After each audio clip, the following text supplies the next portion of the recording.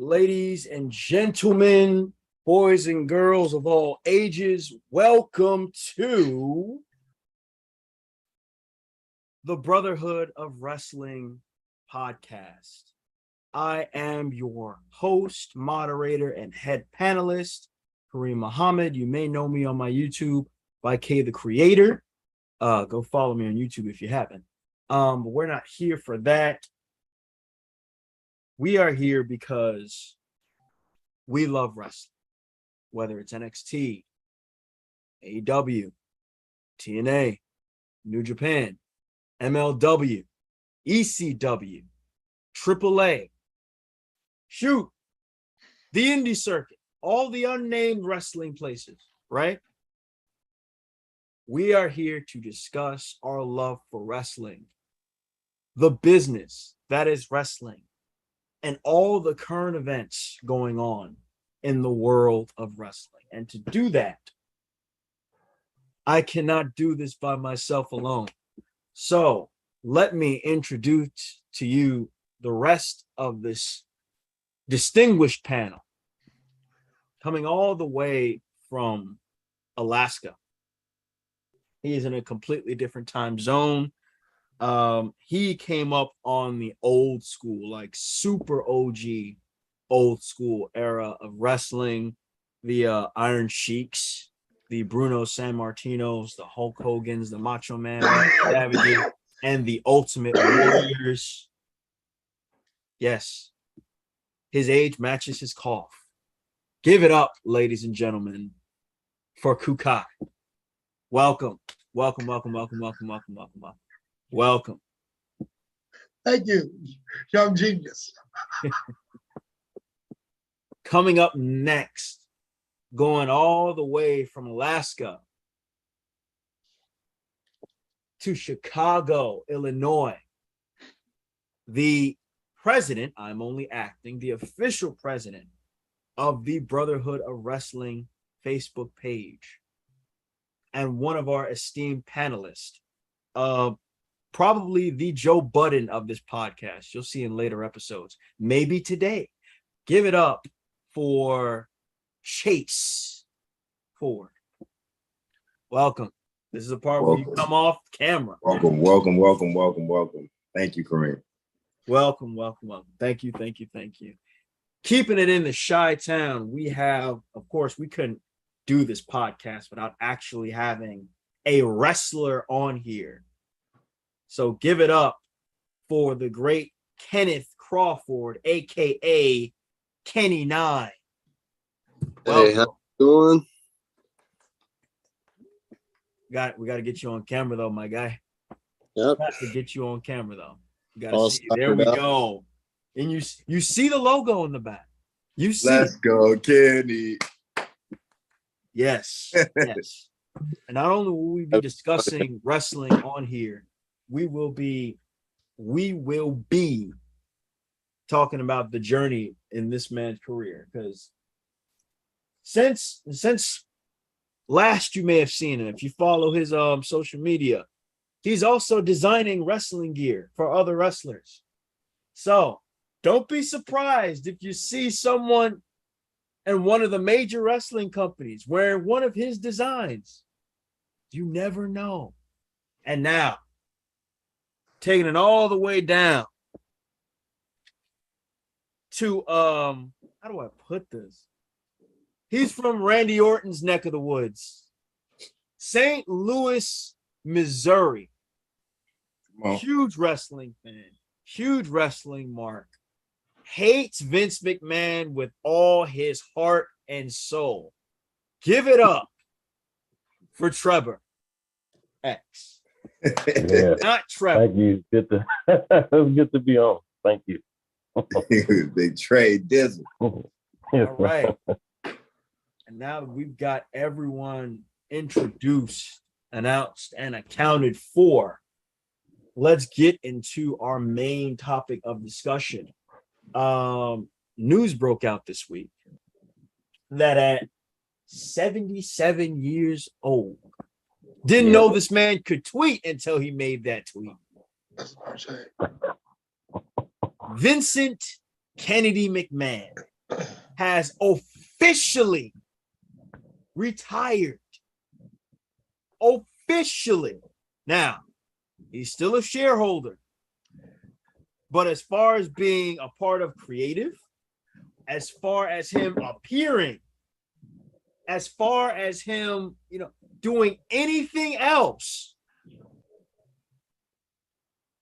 he's out. He's How out. true is that? How true is that? How true is that? I mean, I keep hearing different reports. How true is that? It's only thing that now, hasn't moved is that he's got 80% share. Now, there was because I follow everything wrestling on my Instagram account. And there was detailed something. Let me go to Authors of Wrestling. Y'all go follow him. As far as Vince McMahon is concerned. All right. Okay, hold up. Nope, that's not it. Come on now. I know there was something. Because I'm hearing that it's 80% share. He has control. He's still creative. No, he has that's false. Influence. He may not be at the actual table, but he's got influence like there's still no tomorrow. They moved, right? They moved Stephanie into chairmanship. She's interim. Triple H is executive vice president of talent. Here it is. Here's everything. Oh. All right, this is from P.W. Torch, editor Wade Keller. P.W. Torch is usually accurate for the most part. Vince is now, these are the bullet points.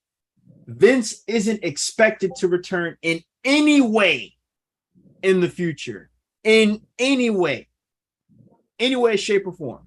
So that whole him being head of creative, what people are worried about what happens to Vince McMahon next, as he has no hobbies or social circle outside of WWE. That's his problem. No hobbies or social circle. I mean, you're moving real fast. This man at 77 years old and 45 years at the top of the game built a billionaire business, and he has no hobbies. Nope. He doesn't paint. Nope. He doesn't swim. Nope. He doesn't run. I guess not. So let me say this. This can be this can be a dark age for the WWE. Let's be real. As many times as we have said before in the past, Vince don't know what's going on. He's out of touch and whatnot. He's been right more times than he's been wrong. Let's keep it real. That's a take. That is a take. He's been right more times than he's been wrong. Let's think like this, right? On a what if scale. What if he didn't screw Brett? And Brett walked out with the WWF title and went to WCW with the title. And did the same thing that Alundra Blaze did with the women's title when she got to WCW. So he was right on that one, in my humble opinion. Okay. What if that's he was valid. Right? That's valid. What if he was right on not punishing Triple H? Would he have had a great build, such a great build as how he had coming up? What if we would have put the world title on him when he was in DX? The original run. That's valid. So he was right more times than he was wrong. So that's valid. I'll give you that. I think it's too soon at 77. I was hoping that maybe around 82, maybe 85, he'd retire. Well, here's the thing with that, and I'm going to continue these bullet points. You are right, but most of the circumstances in which you have named are from the past when WWE was in its heyday. Now, if you can think of something recent times, you'd have recent times, you know? Because that will hold a little bit more weight, right? We can't deny his impact on the past. We can't deny that. Definitely can't deny that. But as far as recent stuff, yeah. Recently, was he right for CM Punk's treatment? But you shouldn't fire a man on his wedding day, and especially forcing him to perform while he was hurt. It's business. Oh, that's cold, man. No. Forcing someone to perform. I told y'all. Brother Chase, that's cold, man. It's business. I told y'all he was gonna be the Wait. Joe No, Budden that's of this not business, man. You podcast. gotta Making someone perform with freaking what was that? Staph infection? well, just because Mark Calloway did it, Huh? Baker would do it all the time. You got to think. It is very hard to get the creative writers to think on the fly when you get injured. This is why. Never mind. I'm not gonna go that route. But it's hard to get creative writers to think on the fly during an injury. So sometimes you got to do like I commend Shawn Michaels after he broke his back. He still wrestled 2 pay-per-views after that. Went into WrestleMania, put on a stellar show, even with an injured back. I mean, he stuck it out. So you don't make them like that anymore. You got people like CM Punk who whines and cries about a staph infection. Staph infection, man. Come on. Moxley literally got sent home because he had a staph infection. Right. I mean, like Again. The E. That was during that time he missed all that time and got bigger. Yeah. Again, we're talking about a staph infection. That's too different. A whole disc being ruptured. Yeah, but y'all understand that when your disc is ruptured, it's very hard to even walk. Shawn Michaels was wrestling 5-star matches, 2 pay-per-views down after the injury. That's true, but again, we're comparing past to present. Again, they don't make them like that. To present. So I gotta say Vince was right. Because even Roman with his whole leukemia thing, bro jumped ship. He didn't even show up for a while. Remember? Do we remember that period before he came back?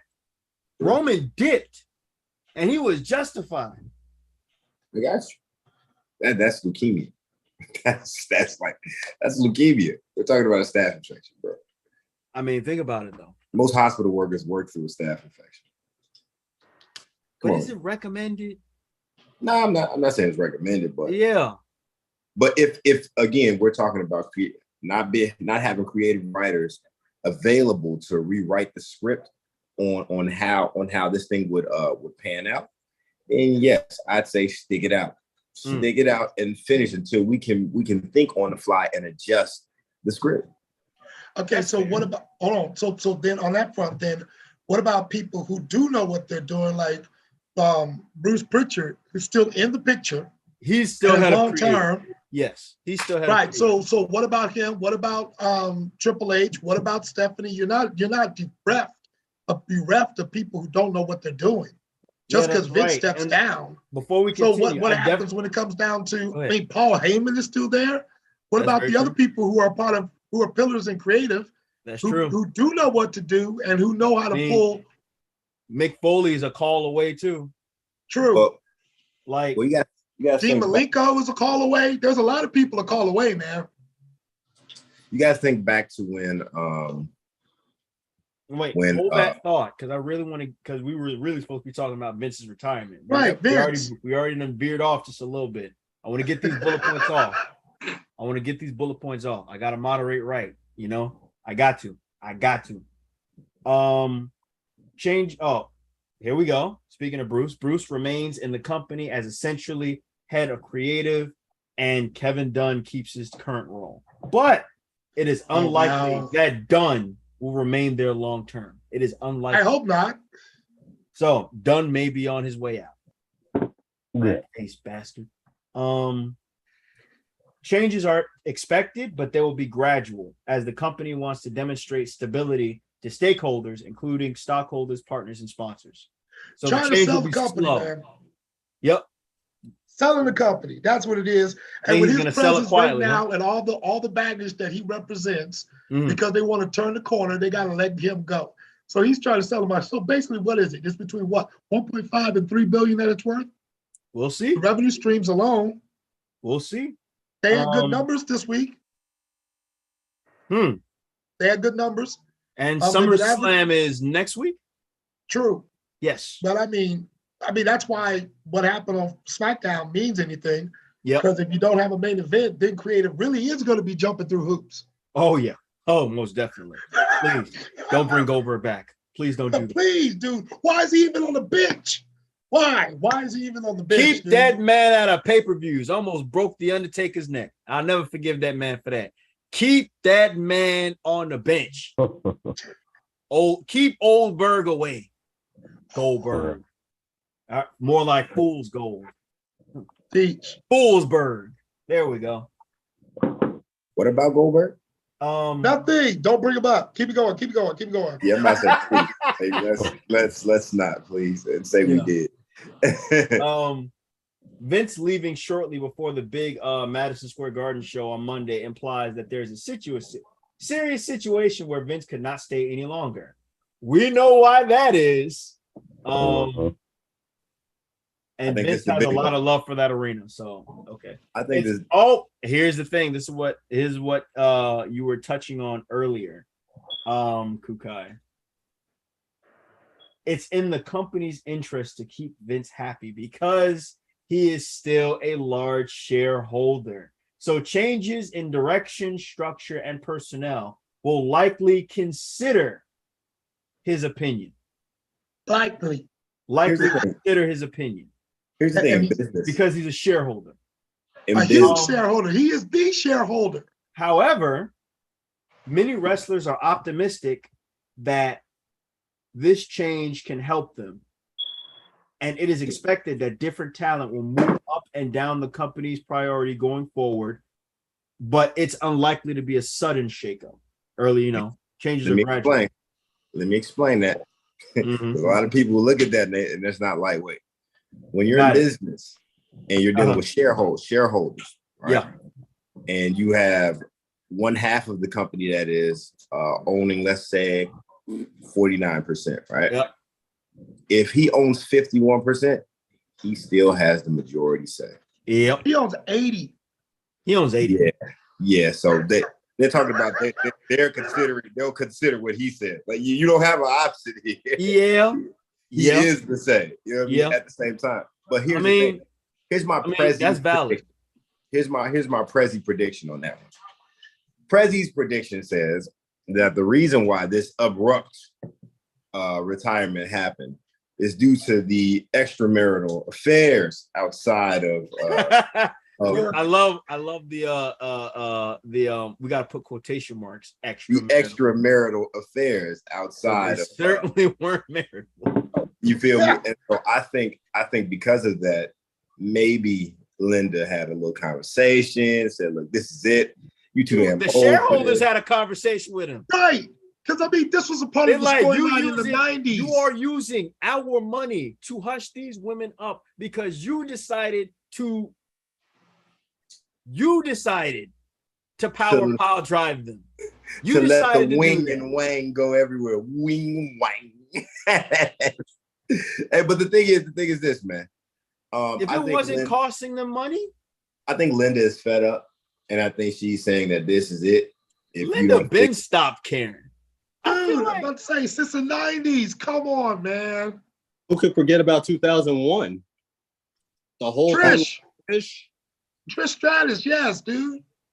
Come on, man. She was doped up and like everything. Linda's definitely not a factor. It's them damn shareholders. True. If this wasn't costing them money, right? Dinero, Vince wouldn't have retired. True story. I think they literally blocked 2 videos of Vince McMahon coming on the show after the allegations came out. They disabled all comments. They haven't done that since the CM Punk videos. Here's the thing. I think that Triple H is competent of running the company. More than competent. True. I think that whether he gets to do it or not is a different story. I think he has enough skin in the game where he can. And I think with Paul Heyman at his side, I think that they'll be able to recruit good talent, but at the same time to direct their careers better than what NXT was doing. That's very true. Okay. I agree with you. I agree with you, Chase. At the same time, personnel changes and have the right people in the room have something to do if you got the old man sitting up there shutting down and vetoing everything with 80%. Well, so here's the thing though. I mean, even though he's a shareholder, right? Just because you're a shareholder doesn't mean your word is law. They're now, granted, listen to me. He's a shareholder, so they're going to try their best to appease him, but that's probably the most control he has. This is a very he doesn't man. have any he doesn't have any verbal. He can't like quote unquote like, hey, like come in and say, no, I want you to stop doing this. Or he has like the final say. He's a very violent man. He can because he owns it, but that's as far as it goes, if you get what I'm saying. What okay, when I see real arrest records, I'll agree with you. This is a very violent man who is not above intimidating people in person. Bob Acosta, didn't he like do the LBJ technique on that man that got closer to him? Scooted his chair closer. He looked like he was gonna slap that man. Fighting people on airplanes. Correct, dude. This is a very violent man, dude. Man, Vince McMahon, even at 77. Like, he looked like spoiled milk now. I mean, that spoiled milk still take except for when Stone Cold gives him a stunner. Bro jumped when I'll never forget that one WrestleMania with Gronk when he was hosting, and he showed Gronk how to take a fall, and it was from like a huge height. And I'm like, this man is 70 something still taking some type of bumps. So spoiled milk he may be, durable he must also be. Peach, because dude, they still do it. I mean, I'll never forget when he took that headbutt from KO. I was like, bro, you can't. You don't get my respect. You don't get my respect. That's because you don't like the man. All the evil that this man did. Remember Owen Hart? The show must go on. Yeah, go to hell. Jesus. Trevor might be colder than Chase at this point. He might be colder than you. He said, go to hell. A wrestling genius. Hey, but I can appreciate Vince. He is the reason we have the golden era. He is the reason the attitude era was so successful. Ruthless aggression era was so successful. Yep. So this is when I say he's hit more times than missed, I'm speaking in errors. not just 82 Ford. Not just in 82 Ford. You said what? 82 Ford, because wouldn't golden era be like what Kareem was saying earlier? That's superstar Billy Graham versus that's and Dusty Rhodes and them. That's and when he first brought over, when his daddy brought over Andre, when Andre was young. Yeah, that's his era. He did buy Hulkamania. I'm with you on 82. He bought Hulkamania. Hulkamania Ford is all Vince Jr. It's all him. And you got people look at him as cold because of the moves he makes in business, but when you get down to the nitty gritty, business is warfare. Doesn't leave room for feelings and emotions. It's business. Like, granted, you know what I'm saying, you all like you guys. I mean, but you start cutting up, you know what I'm saying, you're fired. You know what I'm saying? Yeah. I mean, but the difference between us and Vince is that a lot of us, we got spirituality to marry the economics. So we wouldn't be cold-blooded unless we absolutely had to be. Vince ain't got no spirituality. It's just economics. There's a pinch of morale. Eugenics. I think the word you're looking for is morale. There's a pinch of morale that's needed, I guess. You know what I mean? But at the same time, there's spirituality and morale. They're kind of interwoven just a little bit. Just a little bit. I'm with you, but we're talking about a man who, you know what I mean? He's seen the ups and downs with his father. You know what I'm saying? Mm. You know, and now he's looking at the competition as well, and he's studying this competition. Look at how wise he was to wait till WCW failed miserably, and then bought them. He single-handedly bought his competition, both them and ECW.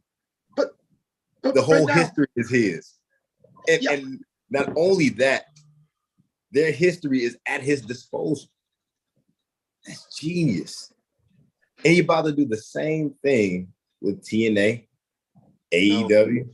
No, I see him doing the same TNA. thing. He ain't gonna buy AEW. If he was smart and I was in his corner, I would say buy TNA. You are in his corner. Yeah. Guilty. Jesus Christ. No, man. Good grief, dude. Guilty. I mean, Vince Mark through and through. Dude, for real. I can't and why not? Vince McMahon. I wanted him to retire 22 years ago. Wait, now hold on. Now these are the two biggest things. So we about to we got a little more room to talk about this. This is the major topic, but we got other things we're gonna discuss too. Got you, no problem. Around 6:50, we're gonna switch over to a pre-show talk. Now these are the last three important things. The women wrestlers are the most optimistic about the news because Stephanie is a supporter of women's wrestling and she's well liked backstage. That was in the report, not my words. I don't know if I agree with that, but okay, keep going, because I mean the way they treat the women's division. And hold on. Anyway, go on. This we'll be touching on this more later. But because of Vince leaving, some people think that Naomi and Sasha could return, as their biggest issue was with Vince. However, other management may still hold a grudge against them both. I'm gonna hold that last one. You all discuss that. I'm gonna stop my video. If I'll take a different approach. My different approach is this: if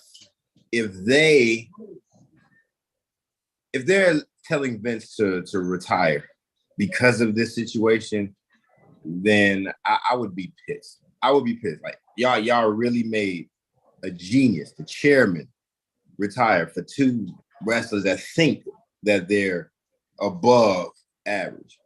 You know what I'm saying? Wait a minute. Which incident are we talking about? I'm confused now, Chase. No, just help me out. I'm confused. Which incident we talking about? We talking about Naomi and Sasha Banks walking out with the tag team champions? Well, they left the belts. Or are we talking about the alleged affairs? Which one? In which incident are they firing him for? I think because he's really firing himself. They ain't firing nobody. Can we get that real? He's firing himself. They fired themselves. All right, let's keep it 100. I'm with you on that one. At the same time, I think that those two situations go hand in hand. I think that the affair, because I think this is just my humble opinion from what I gather that maybe Sasha Banks was also involved in that whole little him trying to be inappropriate, backstage affairs and all that shit. You know what I'm saying? That's just me. You know what I'm saying? I could be wrong. Okay. I could be wrong. Okay. However, I would say that if they do come back, I would, if I was Triple H and any type of stroke and talent or relation, y'all probably gonna call me all type of Uncle Toms after this. I would give them hell. What storyline? I would give Naomi and Sasha hell. They would get the bottom of the rung coming back. I have to speak on this when you get done. Just because of how they left.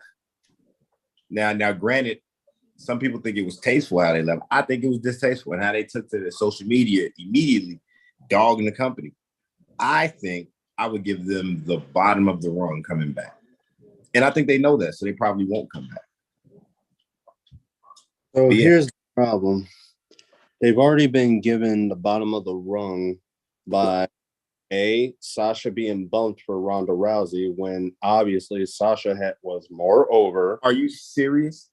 Yeah, Sasha was more over, and the storyline actually makes more sense for her going to challenge for the title. They were the tag team champions. How's that the bottom of the rung?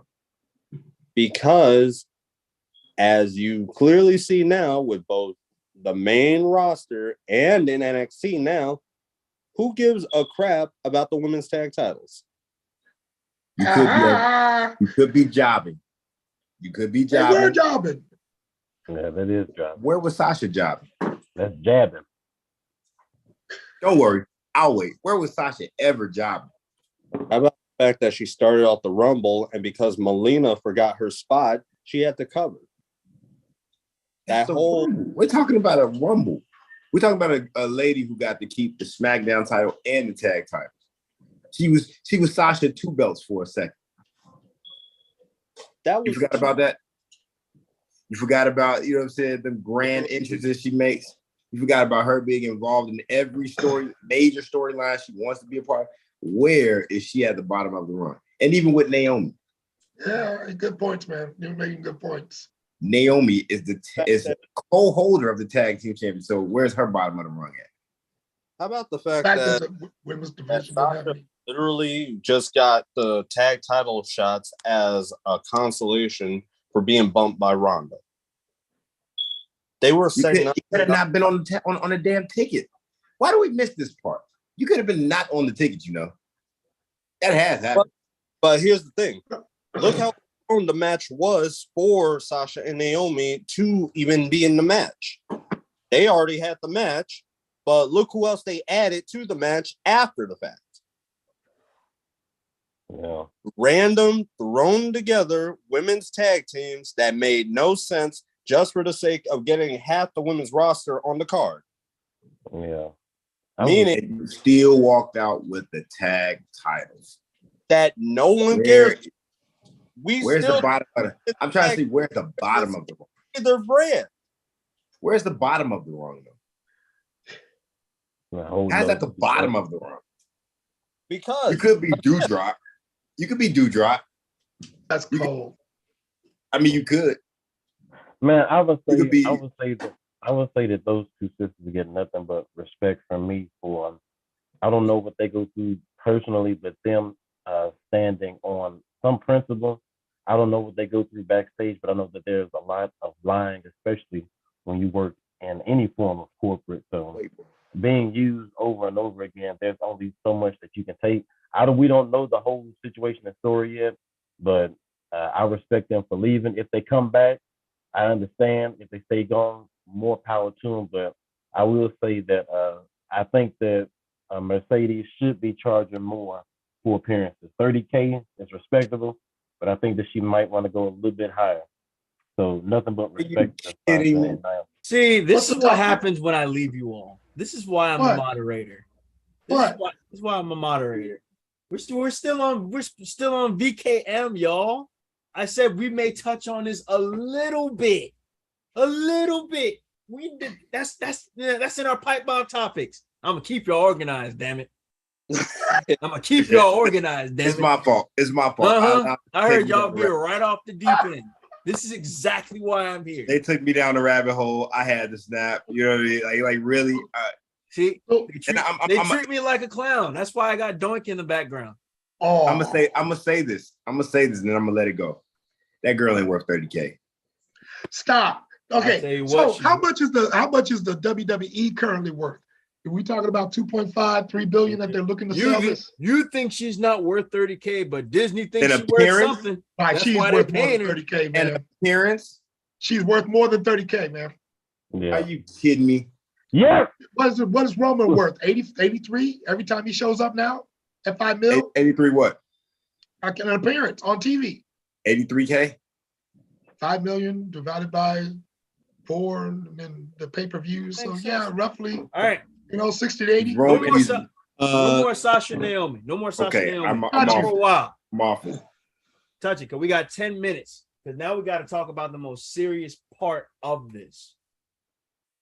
Now that Vince McMahon is gone, Stephanie and Nick Khan, who a lot of people have been theorizing, has been trying to get all these McMahons out. What about and everyone else? Nick Khan and Stephanie are co-CEO. Right. So a lot of people are thinking either A, Nick is going to try to get Stephanie out of her position, or he's going to go. He's gone. Triple H becomes co-CEO alongside his wife. What y'all think? I'm thinking that's the scenario that's going to happen. Nick Khan is gone. Triple H steps up. That's the only thing that seems to make any kind of sense when it comes down to any kind of sales and to be able to keep producing in the next quarter that's coming up, because we're getting up for Royal Rumble. and with the pushes that they got going, it's going to be those who have the relationships that are going to produce motivation out of the wrestlers. And Khan doesn't have that at the present moment. I don't know what Bruce is going to do, and I don't know what they're going to do in the back in order to try and I don't know what Paul Heyman's going to do when it comes down to just keeping morale up, because the paycheck is coming in, but when it comes down to the draw over the next 2 to 3 months, storyline wise, after SummerSlam, because that's set. But after SummerSlam, what happens? That becomes the question. What happens? What do you do with the talent? And right now, it's up in the air as far as like, what do you do with Roman after this?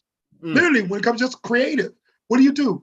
You're gonna throw another person in front of him? That's why I never liked Kal-El characters, because after a while, you don't have another opponent. Whereas if you keep him moderate, if you don't have him be super monster character, heel or face, then you can always have somebody that's at his level that can go at him that will watch. But right now, what's he do? Take 2-3 months off again while we build somebody up who could potentially fight him? What are they gonna get? Omos? I think this is where you enter Dolph Ziggler. Stop, dude! Oh my God! What? Oh! Thanks. This is where you enter Dolph Ziggler. Dolph Ziggler is in a program with Austin Theory, so that's not happening. Try again. I guarantee you, somehow he's going to make it to the title picture. They ain't gonna never get that. It's time. That man has given. Let's just hear me out. Bro is on a part-timer schedule. Dude is doing comedian work. Hear me out. Dude, he's doing stand-up.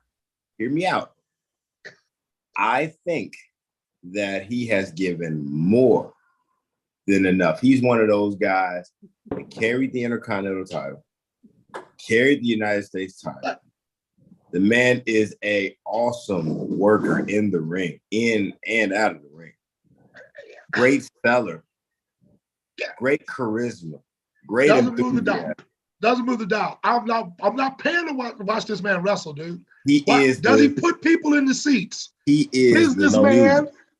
Shawn Michaels. He does not put butts in seats. Businessman. He is the new Shawn. Wait, I saw he returned in the highlights, right? Whoever was watching Monday Night Raw when he came back, was there a pop? No. When he super kicked Austin Theory's head off. Because no one likes Austin Theory. He's doing his job. Anybody could have did that to Austin Theory and they would have got a pop. Theory's doing his job. Ziggler is for Brock when he beat his ass with the boy. They cheered the hell out of Brock for F5ing Theory. And being it doesn't matter who it is. He's not ready yet. I think that who is it? Theory. No, obviously he's not ready. I think that he needs an image change. You know what I mean? Slightly, like physically. I would get rid of the short tights. I would go long. Go back to long because that's how he came in NXT. I would get rid of the Seth Rollins little chest vest or whatever. Get rid of that. He hasn't worn the vest in him. No, he has. That's a lie. Yeah. He has. Let's get rid of that. You know what I mean? And let's focus more on the ground offense. More power-based ground offense would do. We haven't really got to see the full extent of his repertoire when it comes down to wrestling. You know what I mean? We haven't seen him in a. That's what I love. Unless you watched him in Evolve like Triple H did. Triple H matches told stories. People complain about how slow his matches were and whatnot, but he has told stories and it kept you engaged. You know, Chris Benoit. You know, dare I say his name? Great technical wrestler in the ring. Told stories. You know what I'm saying? Bret Hart. You know what I mean? Lance Storm. These are, and I'm naming Canadians for a reason because Canadians do it better, man. You know? Oh, wow. I mean, this is real wrestling, not this choppy, flippy type stuff now. Eric's name One. It's not real wrestling, man. I like. Oh wow, dude. I like real live technical. I told you, wrestling. Kukai, he doesn't like video game wrestling. I'm with him. I don't like video game wrestling either, but I'm not gonna hate against the current generation and the talent. As long as they're putting, as long as there's 14,000 seats and they're putting 13.5 in, I'm not mad at them. As long as they keep putting people in the seats. When I look around, like in the pandemic. Wait a minute. Right, hold up. Wait a minute. We gonna get into that in just a moment. Simmer down, y'all. Okay. I'm still seeing people tickets sold. Who? Hold on, guys. WWE. Damn. Hold up. Jesus. Chris Jericho. We clearly Yo, that match was whack, dude. Anyway, Kenny, you ain't right. But I gotta throw Kenny Omega in that myself. I gotta throw Kenny Omega in there since we're talking about Canadians. Wow. But is he back from injury? As far as no, not yet. Rumored he might be coming back soon though. His therapy may be coming to a close finally. But as far as our main event topic, so we are all in agreement that Nick Khan is as good as gone. True. Yeah. It's just a matter of time and their justification. So the only obstacle I see with that is that Nick Khan came from television, from NBC. So he's a TV guy. Right. They're not just gonna they're gonna reassign him or they're gonna make it so bad for him that he finally walks. Oof. But it's gonna take a lot. And then they lose him, NBC. That's Peacock. Mm-hmm. They lose Peacock. Maybe it's back to the WWE network. I wouldn't mind that. I don't. But why would they lose two? They don't. Why? Their numbers are great. The numbers last week was 2 point. Yesterday for SmackDown was 2.17 million. That's true. They're probably gonna. When you lower the margins, yeah, it does look big. And it's 1.8 for Raw million. So they're within the sweet spot of 2 million people. As long as that's what Peacock paid for was 2 million. That's nice, but when you lower the margins, those numbers look big. So when you lower the margins, the margin is the 2 million people is the market. Us. That's what I'm saying. So with the WWE app, yes, it seemed like they were missing their numbers because of the expectation of the WWE app. When you go to Peacock, all right, there's a certain margin that we're allowed to be in as far as wrestling. All right. Those numbers seem like a lot, but the margins are small. You get what I'm saying? No, I don't. That's why I'm asking the question. So what's the number of the margins? What's the margin? I'm sure it's less than what the expectation was with the WWE app. Well, wait a minute. Okay, I'm lost. Here goes. Go. Think about the numbers that they were stating when the WWE app was open, right? It was never more than 2.2. You said it was how much? Never more than 2.2. It was never more than 1.1, 1.8 to 2 was normally what it rocked in, depending on the month. But it was roughly at 2 million was the streaming service. Mm-hmm. Now let's look at the numbers with Peacock. Are the numbers higher or lower? And after that, we're gonna go to our pre-show talk. After that. Are the numbers higher or lower or the same? I don't know. I got to look those up. All right, look those numbers up if you got some time. And I guarantee you they'll either be lower. Hot. They'll be the same. So yes, it's easy for you to say, "Oh man, that looks beautiful," when it's the same.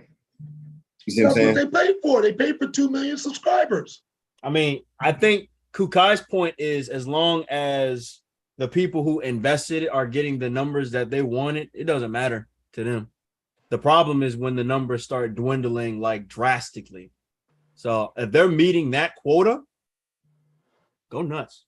But on to our pre-show talk, and I know Chase is going to have a field day with this topic because the topic is the pros and cons, which Chase is going to give all cons, no pros of AEW. I'm gonna be here What for they're AEW doing right, apologist. I'm gonna what be they're here. doing right, and what they're doing wrong. Exactly. I'll start this. That's no, wrong, you will dude, not. No, go. You will not. They're doing good stuff. To start this. We gotta wait. Chase, Kenny, you start us off with our pros and cons, then Kukai, then Chase. You're gonna have to hold it. I'm gonna let you sing the praises of Vince McMahon out here. Now you gotta hold it. You gotta hold it and wait. Because I know you got nothing but venom to spew about this company. Not really. He says that now. AEW. Let me start by saying AEW is giving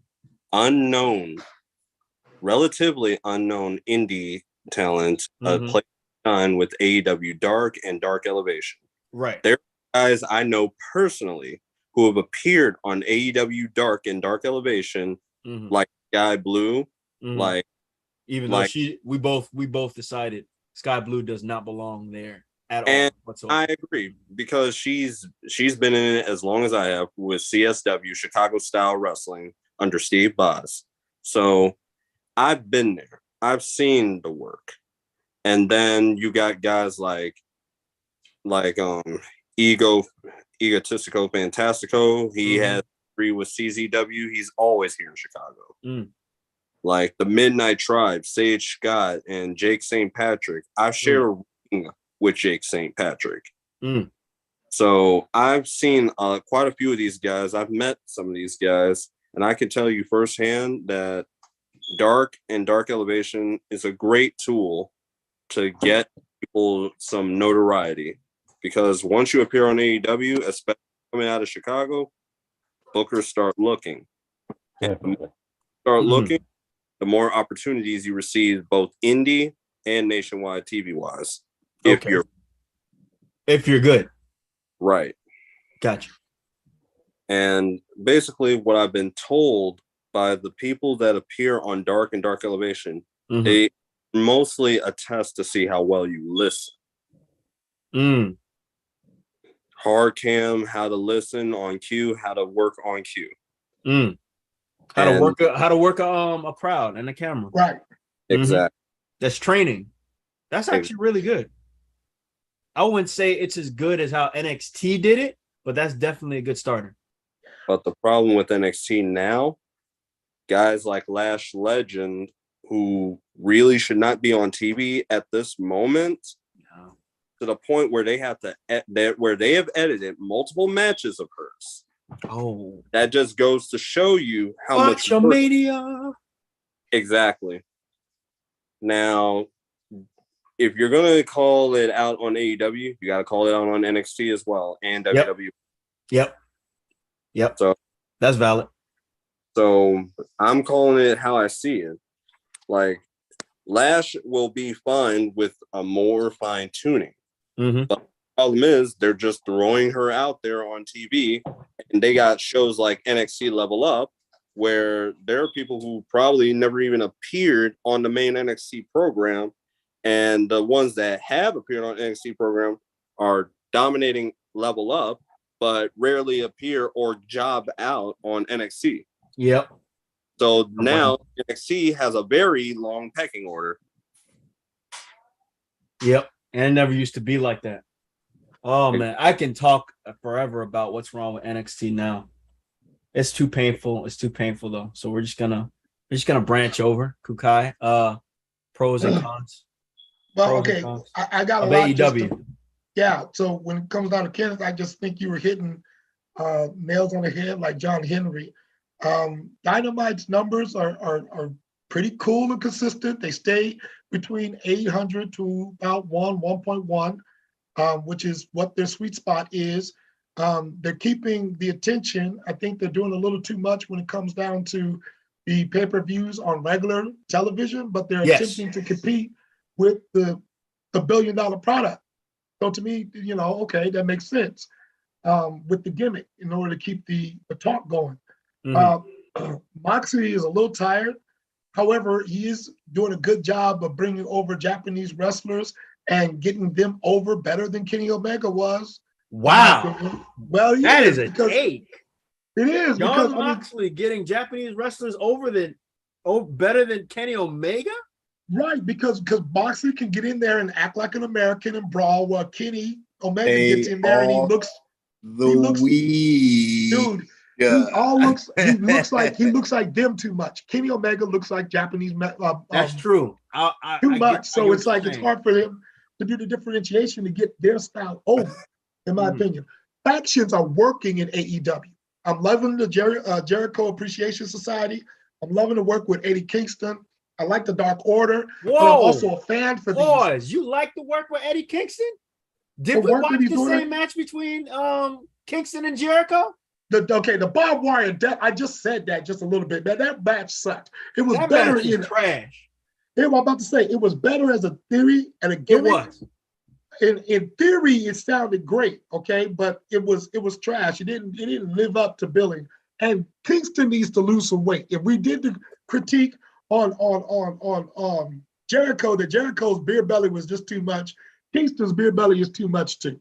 It's crazy because Jericho not too long ago just gotten good health. Yeah, he just lost it only to gain it back. I'm like, stop drinking.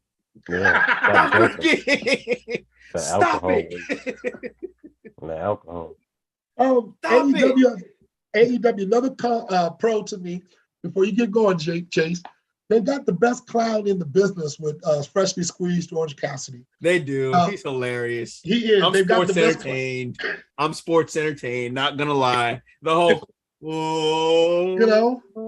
correct, dude. Even my wife loves him. Yep.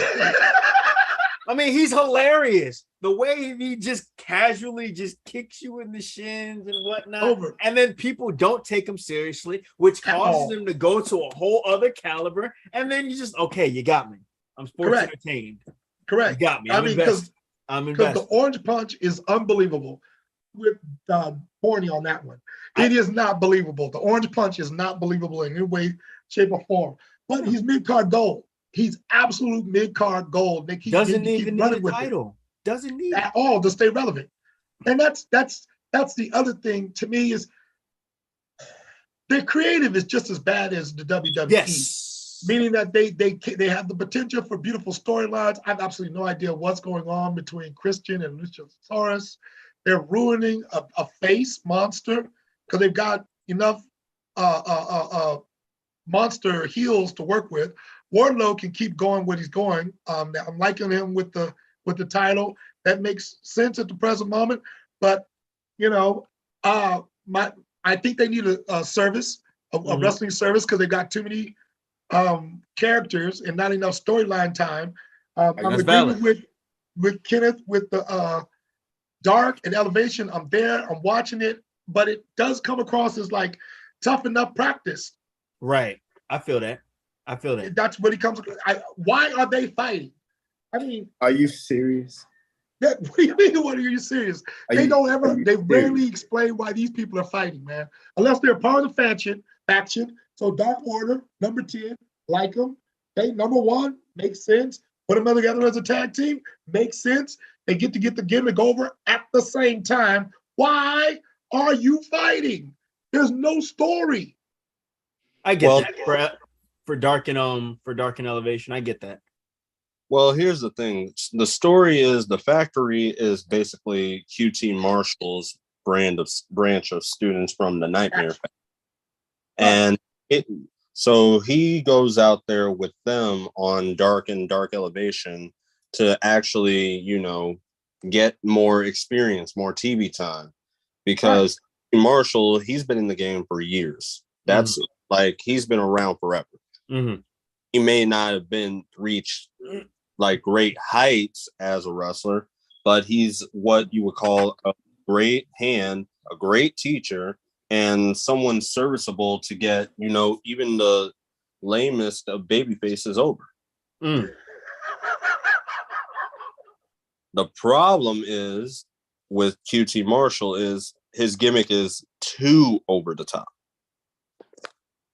Like, he got Hook over, and Hook's already organically over, but Hook is still green because Hook hasn't been wrestling that long.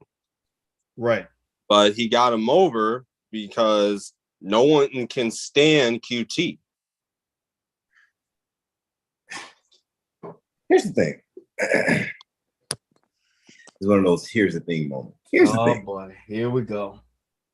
I'll pull you down sometimes, man. But keep going, Chase. Is it my turn? Is it my turn? It's your turn. No, there's gonna be bad interference from the back. Keep going. I want to know what strand of marijuana you all are on. So that's cold-blooded. Boy, just get your cons out the way, guys. I want to float with you. Oh my goodness. I am the Stephen A. Smith of this show. Lay off He right about that. weed. Right about that. I'll give him that. Let's start off with the pros of AEW. Okay, I gotta hear this coming out of your mouth. Pros. I wouldn't be surprised if he vomits. Here we go. Here goes the pros of AEW. Go ahead. You ready? Yes. There we have it. Now on to the cons. I knew it. Oh my goodness. Come on, man. Now on to the cons. Oh, I was waiting for the punchline. Oh, I'm sick of you. So, no, honestly speaking, the pros of AEW, it's really hard. I would say Hook. Hook is a pro.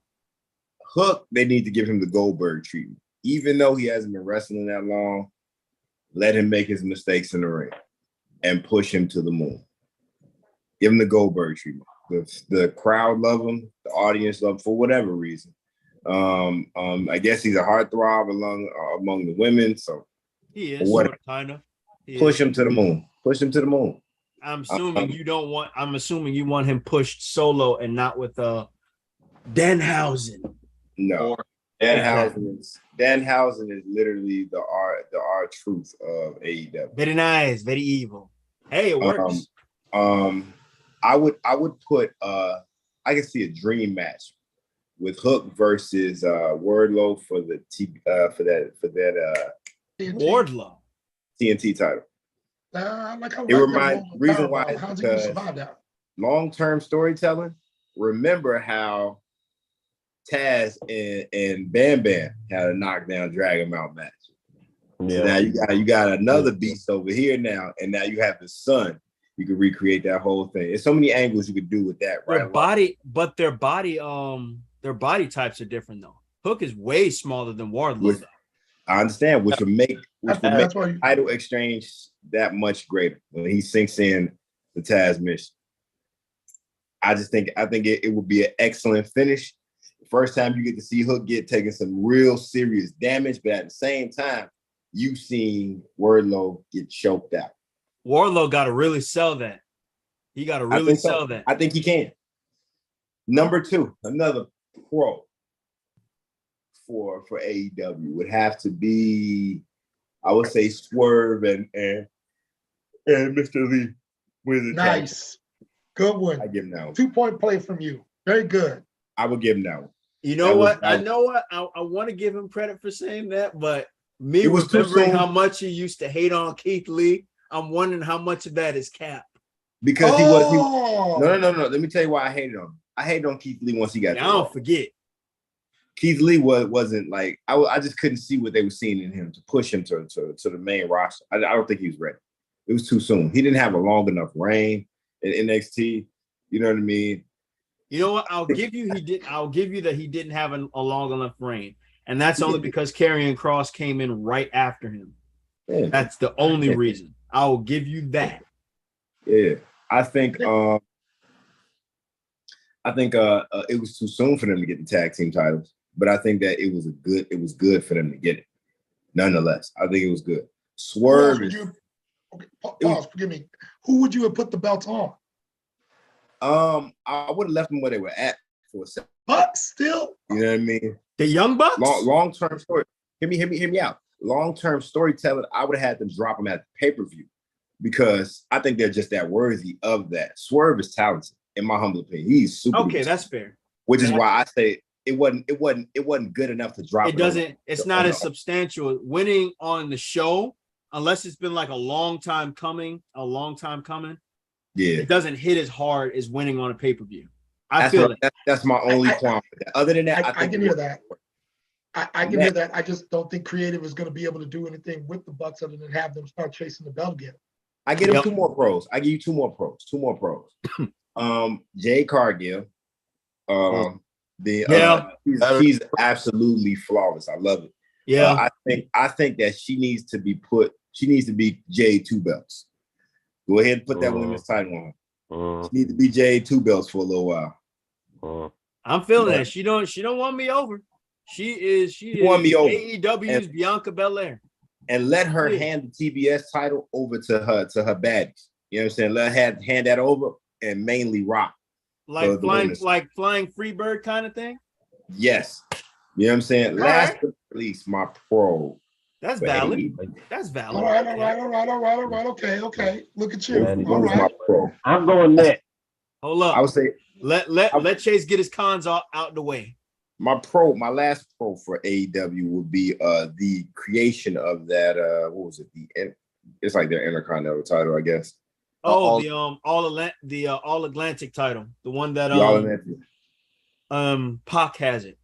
Yes, but what happened to the Owen Hart title?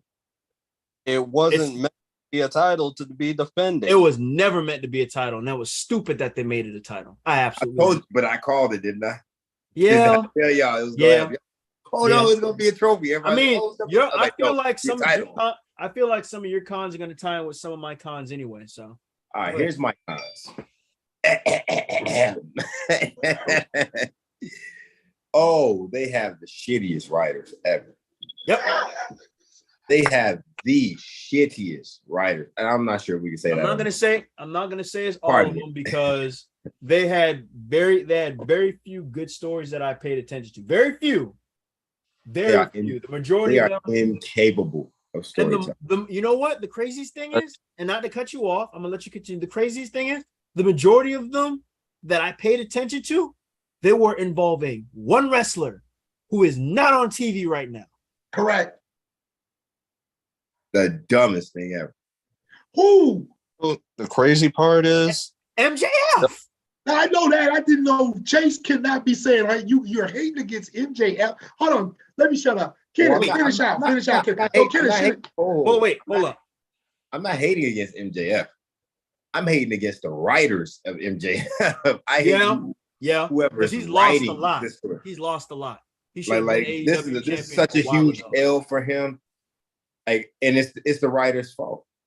It's their fault. Number 2, what I hate about AEW. It's too many.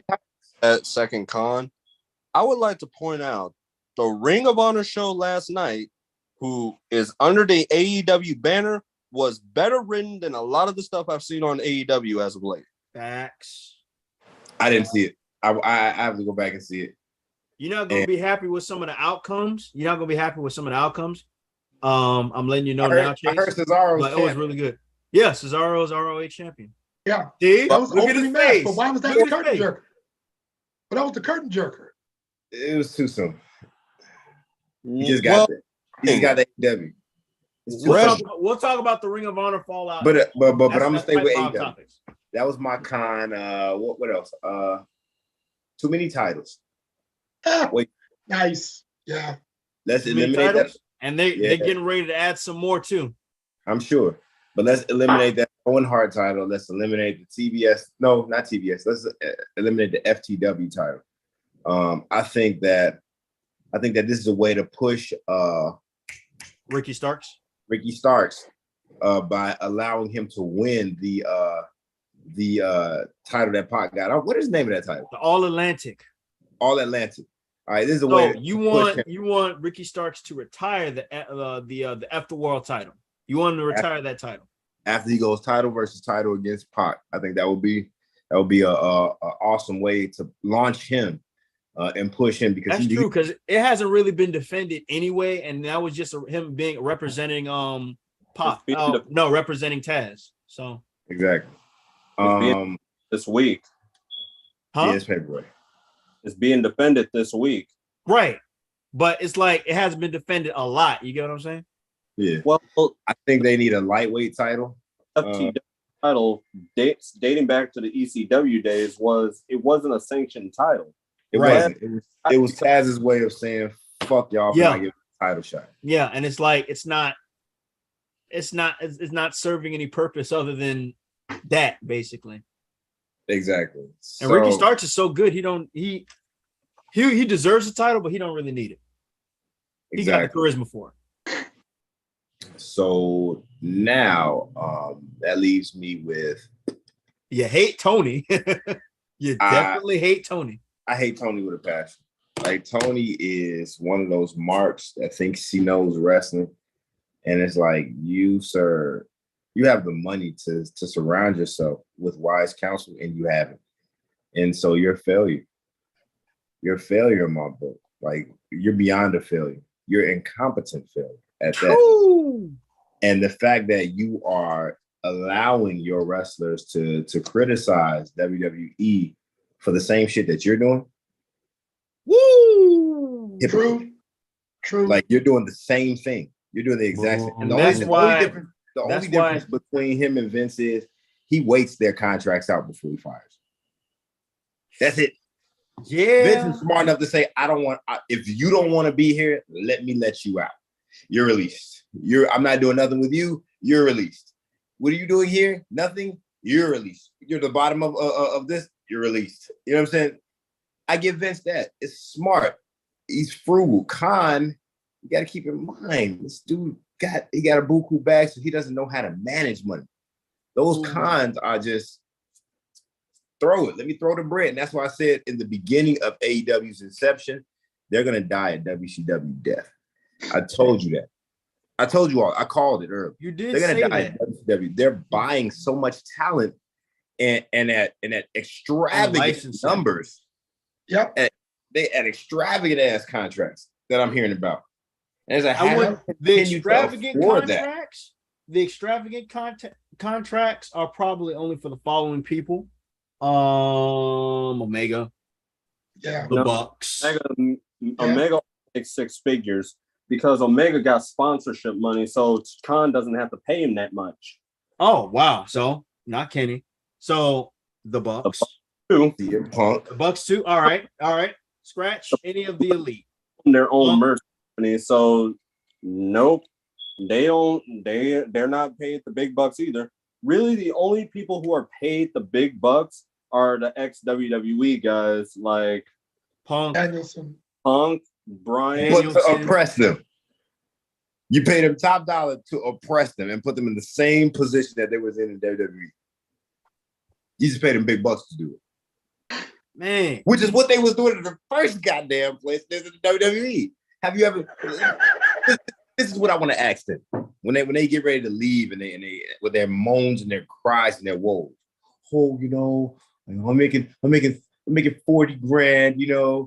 Right now I'm at 50 grand. Like, you realize you were just flipping burgers before this, barely able to pay for your wrestling school.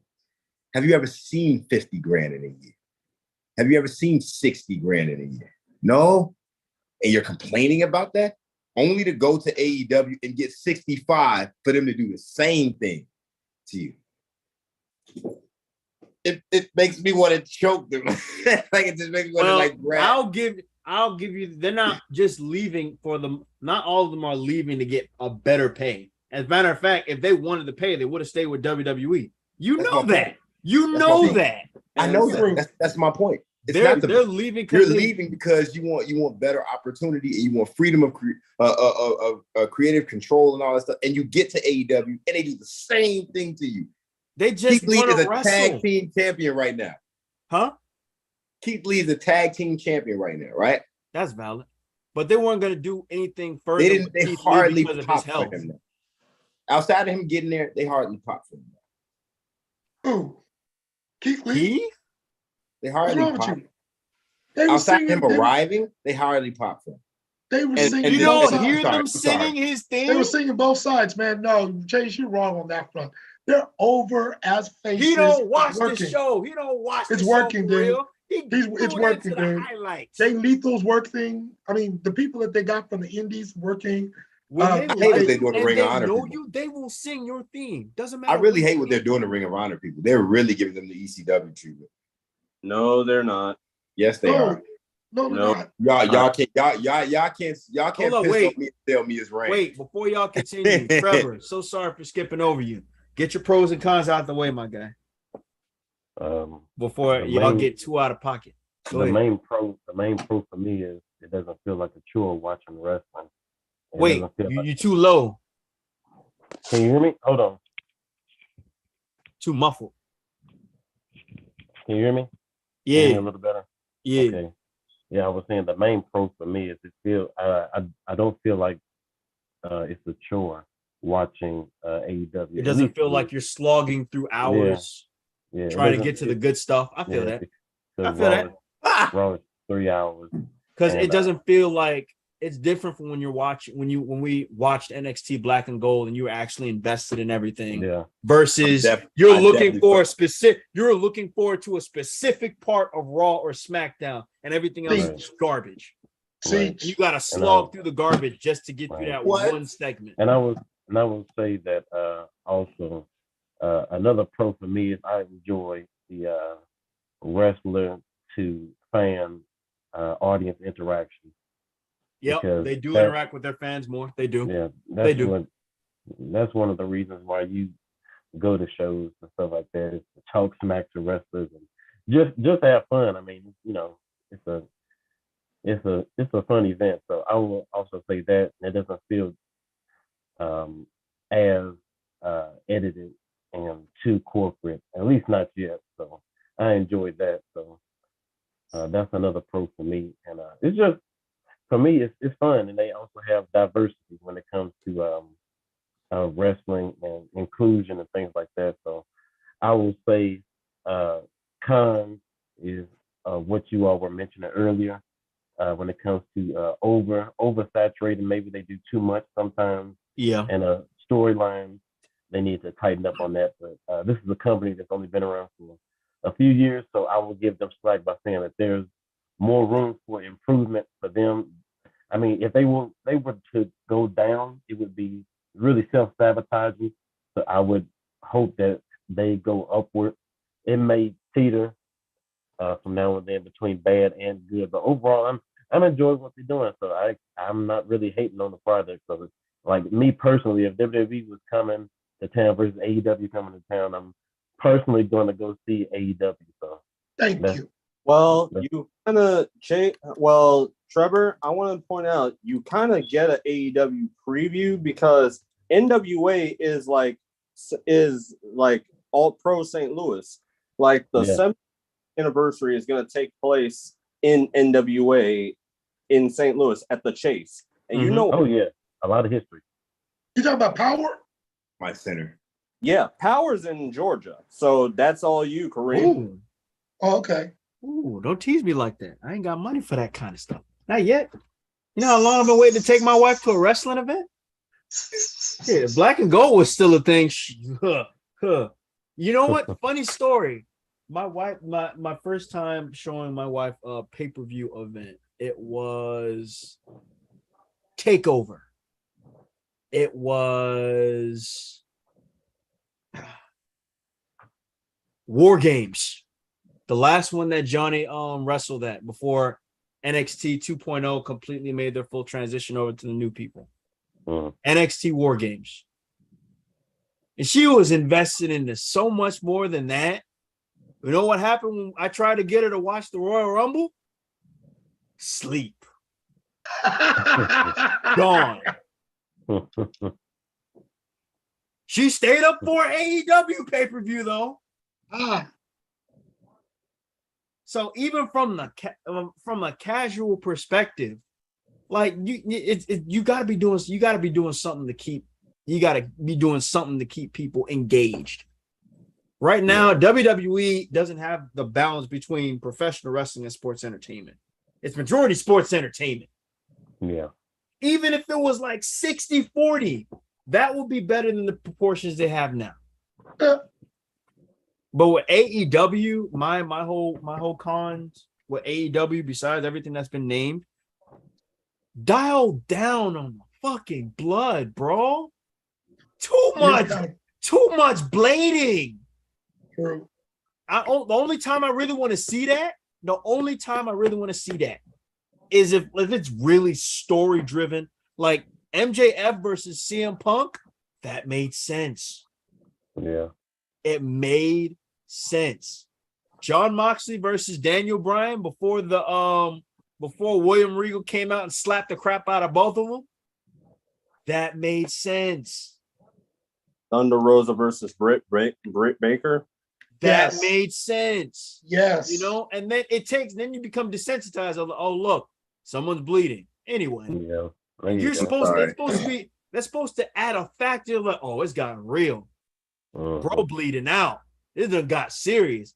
But now it's as overplayed as the super kick. Well, that's because they're differentiating themselves from the lower grade product in the WWE with no blood. What if I told you can differentiate yourself from the product without having to be so gory? Again, NXT did it. And I'm going to keep going back to them. They did it. I mean, how many great matches have they had? And you saw how little blood? True. All of Johnny Gargano and Tommaso Ciampa's matches? True. Facts. Shoot. Every match Velveteen Dream was in. You ain't seen him bleed. Now, maybe saw him sweat a little bit. Well, you did see Ciampa get bruised up badly, like a swollen eye and stuff like that. I mean, yeah, but not like Crimson Mask type stuff. You know, it's never really gotten that serious, and they still were able to tell a story. You know, like you could sell the brutality without the blood. And then when the blood does come into play, it takes things to a whole other level. AEW, it's just this is an oversaturation of blood. And you know what? For John Moxley, I expect him to bleed. He's basically Sandman at this point. Minus the getting drunk in the ring. And beating himself over the head with a beer can. Don't you ever in your life compare John Moxley to a legendary Sandman. Legendary. Don't you ever in your life. Legendary. Sabu was more legendary than that. This is the problem with you youngsters nowadays. See, you're so quick to compare somebody. I mean, when there are parallels, you can't help but to compare. Sandman is Sandman. Oh. Ain't no one saying he isn't. That man hopped from different wrestling promotions and literally was the top tier on all of them. No, he wasn't. He was. Thank you, Kenneth. He certainly wasn't. I have the Rise and Fall of AEW on my shelf. Sandman certainly was not the top. You mean ECW? No, I'm that's what I'm talking about. ECW. Sorry, I meant to say ECW. But yeah, I got the Rise and Fall of ECW. Are you serious? Yeah, I got the book. His intro, yeah, man. His intro took longer than his matches. No. Man.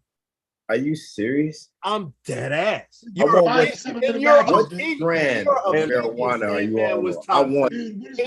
opinion, factually, no. Raven was more. If you would have said Raven, I would have been like, yeah, you have a point with Raven. I love Raven, so you're not gonna pit my two goats against each other. Yeah, yes, the hell I am. They were both in the same company. Those are my two goats. Get this work. You go get this work. If you would have said Raven, fine. If you would have said Tommy Dreamer, that hopeless loser that got over, fine. If you would have said Taz, fine. Sandman was like probably 5th or 6th. Not Tommy only had one spot that made me a fan. That was the Tommy Hawk from the top of the ladder. That was it. In your opinion. Again, I got the book. Rise and Fall. Sandman was probably mid at best. Oh, sir, Mid. stay off the weed. That ain't weed. That's this ginger tea I'm drinking. Yeah, it's been spiked with a little CBD oil, man. You have lost your mind, man. I have not. No, man, that's pretty accurate assessment, dude. I mean, I like Sandman too, but he was I love it. top of I love Sandman. Big card. He was top but big card. I mean, if he was really top tier, why was his career on Raw so absolutely goddamn shitty? We're talking about, hold on. We're talking about an era where they started doing the WCW thing, buying up a shitload of talent and not knowing where to put them.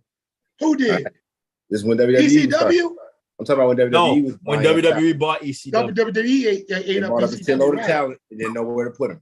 All right. Dude, but when ECW came back, I remember it was on Sci-Fi. True. I hear you. But just like they need to do, they're about to do the same thing with Ring of Honor. They're going to treat it the same way, but keep going. No, they won't. Yes, thank you, man. They have no idea what to do. Kenneth is in denial. Dude, for real, because AEW doesn't know what to do with Ring of Honor. They need to let Ring of Honor be Ring of Honor. Do you know much of Ring of Honor is actually AEW's current roster? I'm glad we're going into this. MLW too. Going into this now because now we're going into pipe bomb topics. Look at everybody. Topics. We're talking about the Ring of Honor fallout. Go ahead, go for it. Look at everybody who was Ring of Honor and at least held a title in Ring of Honor that's on the AEW roster. Well, but AEW has been proliferating people from the indies to make their roster in the first place. So that's going to be true, Kenneth. But then on top of that, just because they're on the AEW roster don't mean that they're getting paid by AEW. They're getting paid by Ring of Honor still. You know what I'm saying? Because wait a minute, does Ring of Honor have any money? It's a shell company. But say it doesn't have any money. That's why it's with AEW. Hold up. Kenneth, go ahead.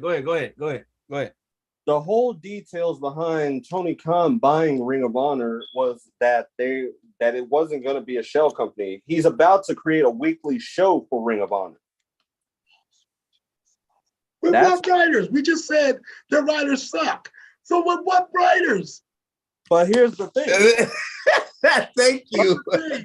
Hold on. Let the man continue. Let the man continue before y'all go in on this, man. Jesus. Oh, the Ring of Honor show last night. With the world belt being the curtain jerker. Yeah, but there's a reason behind that. And it has something to do with a disgruntled champion. It's what?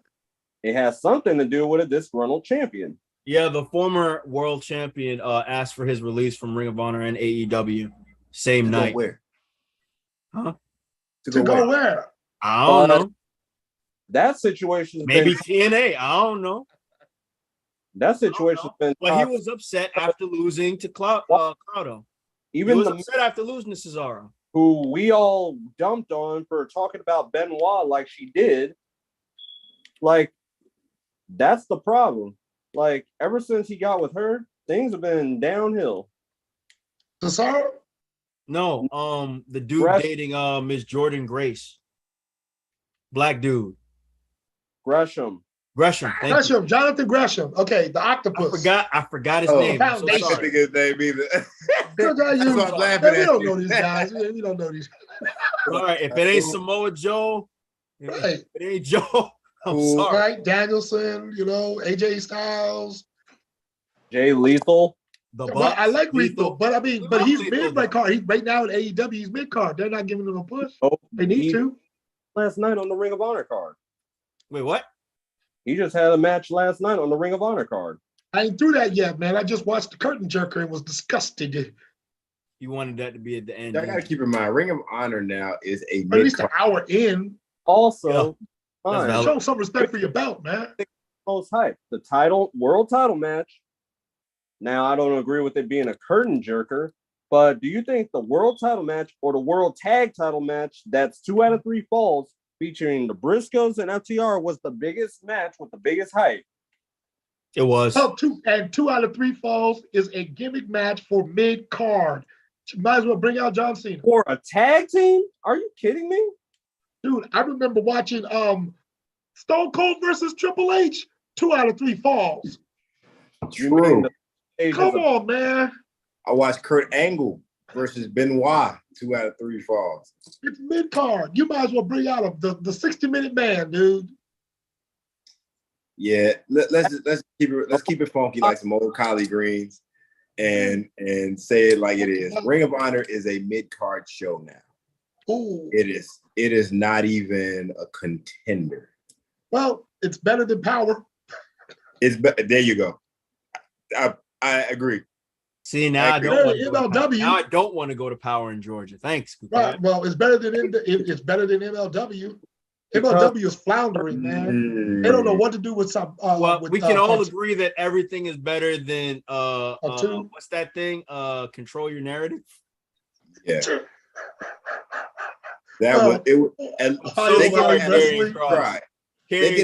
Kevin Cross. If you ever come across this podcast, I'm sorry.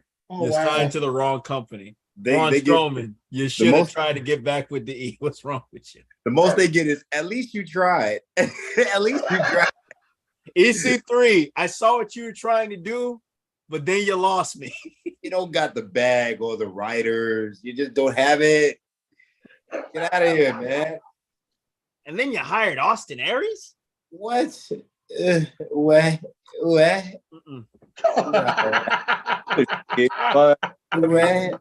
Anything, and a dumpster fire is better than that. But watching paint dry. Wait, Aries. Huh? NWA hired Austin Aries somehow. Oh dear. What? Okay, off of their Patreon? Dude, Power has no money, dude. They got no money. Oh, who did they hire? He said what? He said Patreon. For real, they be selling you Patreon, man. Quick question. How is Jeff Jarrett? I'm speaking on some weird contract stuff. How is Jeff Jarrett match, but still wrestling a match in supposed to be having a TNA? I mean, that's like, I'm guessing that's contractual. That's not gonna be on AEW or anything. That's on that's indie circuit type stuff. Don't even entertain it. We're just gonna watch Ric Flair possibly have a heart condition from all the blood he's about to lose again. Correct. So Stardust is its own thing, and Ric Flair's son-in-law basically doing his own thing from proceeds from his that hypes up his podcast. You know, something to wrestle with Conrad Thompson, and he's also behind Dark Side of the Ring as well. Dark Side of the Ring or Darker Side of the Ring? No, Dark Side of the Ring. The Vice. Thompson is one of the producers of that, and Flair's son-in-law. He married his older daughter. Okay. Interesting. There, Charlotte. Why are we even doing this Ric Flair thing? Why is he wrestling again? I think this is a great. In simple terms, like I'm a 2-year-old. It's a great way to go out. I think it's all he knows. It's just like with should have left a long time ago, man. Come on. It's all they knew. I think, but he's 73 now. It's a great way to end his career by going out against Jeff Jarrett, who pretty much mirrored him in a way. The whole walk, the whole figure 4 thing. I mean, it's a great way to go out, in my humble opinion. But both of them are retired. Both of them are retired. The match ain't gonna be a minute. A minute gonna pass, and they are. It would have made sense. Go with your father. It would have made sense in their prime. It would have made sense. I agree. They are so far past their prime. It's not even funny. It's not gonna make sense. Ain't this also the 5th, 6th time that Ric Flair has retired? Right. Quotation marks. Yeah. Quotation marks. So I mean, how many people have supposedly put him out? I thought HBK put him out. Then he came back for Impact. I'm like, you just took the emotion out of that moment. Dude, he's gone. He's come back about as many times as Terry Funk. It's ridiculous, dude. That man is 73 years old. Why is he wrestling? Stop. Sometimes you just gotta hang it up, man. All right. I'm looking at Sting. Back back to our Ring of Honor fallout though. Hold up. So do I need to read out the results? Please. Okay. So I'm gonna skip over to pre-show, but Cesaro and Gresham opened the show with Cesaro winning his first world title in 14-minute match. Wrestling. Yep. The man's wrestling since 2000, since December of the year 2000. Wow. This was his major, it was well-deserved. The last time he challenged for the Ring of Honor title, it was against Takeshi Morishita and Nico McGuinness, who currently is in the WWE. Now, it was a perfect ending to the match. The match had everything. Gresham working on Cesaro's legs, or Castagnoli as he is called now. Claudio.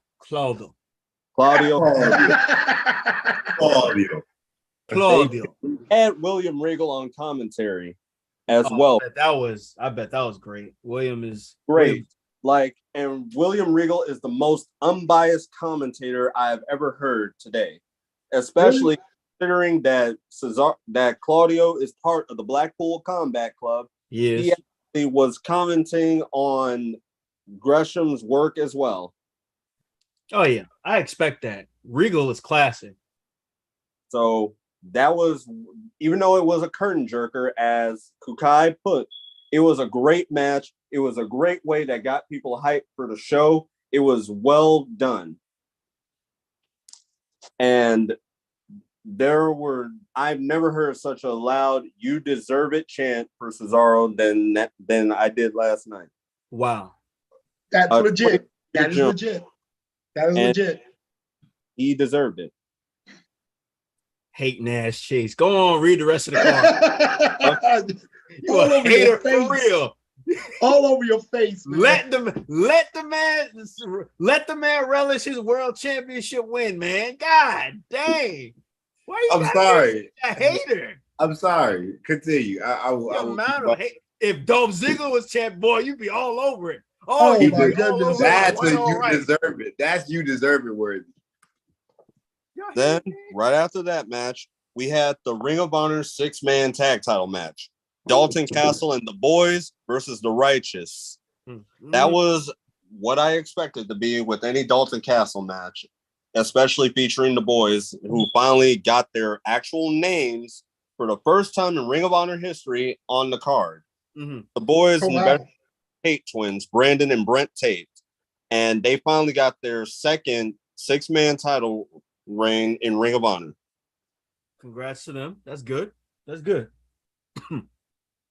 The next match, which is a match that I think Chase could appreciate, it was a pure wrestling rules match for the Ring of Honor Pure Championship. Now, who were the wrestlers? It was Wheeler Yuta, the current Ring of Honor Pure Wrestling Champion, with William Regal again on commentary because Yuta is part of the Blackpool Combat Club. And now they're actually revealed why he's part of the club. Dave Taylor trained him. So Dave Taylor trained Wheeler Yuta. And if you remember Regal's WCW days, the Connecticut Blue Bloods, it was him and Dave Taylor. And Dave Taylor even had a stint with Regal in the WWE. The more you know. That's why we call him the Encyclopedia of Wrestling. I'm with you.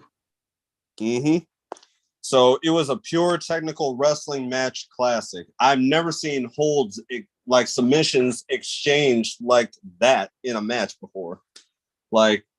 First, I saw the Gargano escape.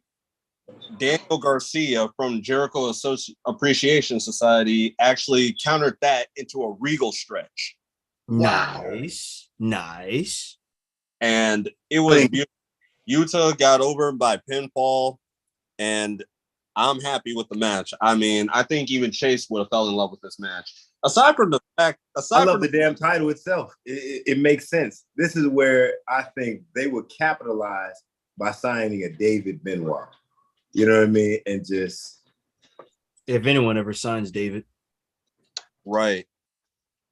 but it was a great match to say the least. Well, I'll save that for another show. I was just we gotta save that for another show. Yeah. That's a whole topic in and of itself. Roosh, the guy that debuted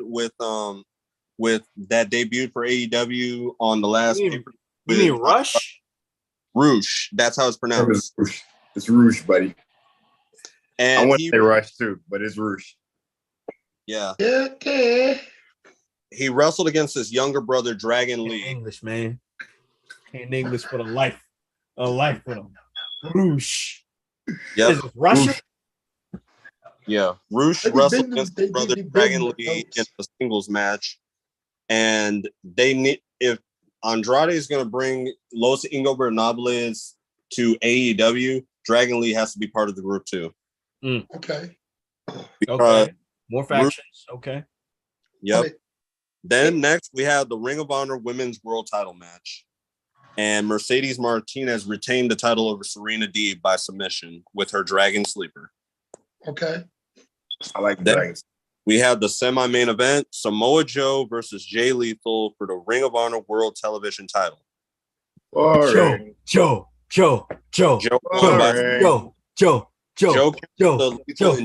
into a coquina clutch and won the match. Of course he did. But he did what? He countered the clutch. He won the match. Yep, he countered the what? The lethal injection. It's a hand. Okay. Gotcha. Makes sense. And he choked him out to retain the title. Boring. Makes sense. Then, that's cold, Chase. For 43 minutes and 20 saying that because Joe fat. Boring. I actually like Joe. He's a great technical wrestler. But boring. We knew he was gonna beat Jay Lethal. Locally, I didn't see FTR versus the Briscoe brothers. 2 out of 3 falls for the World Tag Team title. Yeah, how many minutes did you say it was? Briscoe it went 43 minutes and 25 seconds. 43 minutes. And FTR won, falls to 1. And there was no flippy dippy anywhere in this match at all. Nope. All technical wrestling. Briscoes are brawlers. They don't. Yeah. Yeah. Oh, that was about to say FTR. No flips, just fists. Knock them out, drag them out, brawl between 2 hard-hitting tag teams, reminiscent of the Midnight Express and the Rock and Roll Express back in the day. Watch your mouth there, son. There wasn't even a table spot in this match. Watch your mouth, son. Watch your mouth. You watch this match, you'll see what I'm talking about. I hear you. No, sir. You will not. He ain't hearing you. You gotta see. You will not, sir. You will not, son. You will. I'm your elder on this one, man. No, sir. You will not. You done brought the boomer out this man. You said, watch your mouth. Was that the last match of the night? He really tried to. We're gonna close the show with that match. Like FTR even wore their trunks in the Ring of Honor letter mark of the old days with red trunks with white Ring of Honor letters on the back of their trunks. It's homage stuff. Nice. Yeah. Well, that was the fallout from that. And we know that go ahead. So it wasn't until this morning that they said that Gresham asked for his release, and he reportedly even cussed out Tony Khan earlier this morning or last night. And that's how you tear your ass. So I'm going to say either he didn't want to lose the title because while Ring of Honor was out of commission, he was carrying the belt and traveling across the world defending that title. Like, that man went to Progress Wrestling in the UK, Chase. This is why I said, of any wrestler from Ring of Honor or any indie company you could appreciate, Gresham was that wrestler. This man went to Britain and won their title while defending his own title. He was defending the title of a supposed dead company. Yes. This is why. You kind of lost that one right there, man. I mean, it was a dead company. So what was he defending? It was a belt. A belt. Damn. That's real. That's real. That's real. No, that's me, Kokai. That's tough, bro. That's mean. I mean, he and had you some shouldn't type of, say that because feelings and emotions is what rules in wrestling.